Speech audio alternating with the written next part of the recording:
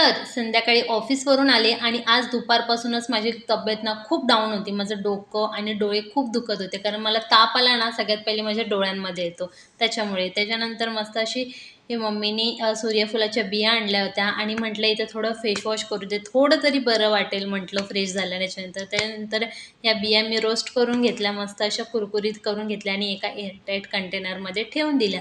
म्हणजे जेव्हा लागतील तेव्हा आपण काढून फक्त खाऊ शकतो.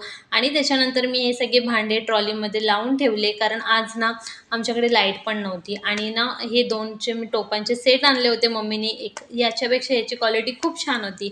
आणि मस्त डाळ भात बनवला होता, भाकरी बनवली आणि अंड्याची बुर्जी पण अशी सिंपल अशी बनवली. आज काही जास्त हे नाही केलं, सिंपल जेवण बनवलं. त्याच्यानंतर जेवण करून घेतलं. म्हटलं लवकर झोपावं, कारण आज काही बरं वाटत नाही आहे. त्याच्यानंतर झोपलेले आणि थोड्या वेळानंतरच यश आला आणि त्यांनी मस्त असं माझ्यासाठी फालुदा आणला होता.